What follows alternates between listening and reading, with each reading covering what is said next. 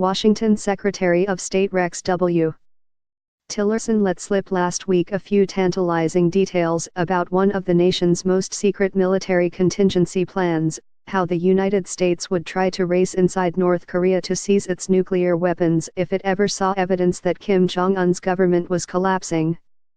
For years, American diplomats have been trying to engage their Chinese counterparts in a discussion of this scenario, hoping to avoid a conflict between arriving American special forces who have been practicing this operation for years and the Chinese military, which would almost certainly pour over the border in a parallel effort. And for years the Chinese have resisted the conversation, according to several former American officials who tried to engage them in joint planning. The Chinese feared that if news of a conversation leaked, Beijing would be seen as conspiring with the United States over plans for an eventual North Korean collapse, eroding any leverage that Beijing still held over Mr. Kim. So it was surprising to Mr. Tillerson's colleagues in the White House and the Pentagon when, in a talk to the Atlantic Council last week, he revealed that the Trump administration had already provided assurances to China's leadership that if American forces landed in North Korea to search for and deactivate nuclear weapons, the troops would do their work and then retreat.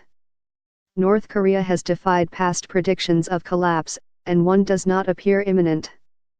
But if a collapse were to occur, the aftermath could present grave dangers. American officials have envisioned that North Korean officers, fearing the end of Mr. Kim's government, might lob a nuclear weapon at South Korea or Japan as a last, desperate act or detonate it on North Korean territory to make occupation impossible.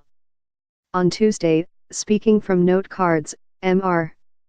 Tillerson said at a conference on the Korea crisis that the United States and China have had conversations about in the event that something happened, it could happen internal to North Korea. It might be nothing that we from the outside initiate, that if that unleashed some kind of instability, the most important thing to us would be securing those nuclear weapons they've already developed and ensuring that nothing falls into the hands of people we would not want to have it.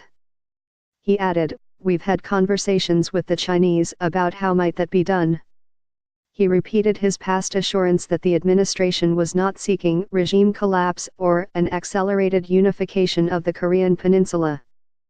"We do not seek a reason to send our own military forces north of the demilitarized zone, the dividing line between North and South," he said.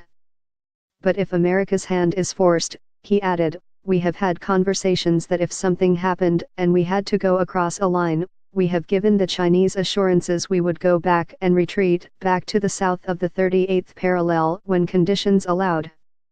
In other words, the United States would essentially cede North Korean territory to the Chinese military, or let China and South Korea figure out who would control 46,500 square miles of territory and take care of its 25 million occupants, many of whom already do not have enough to eat.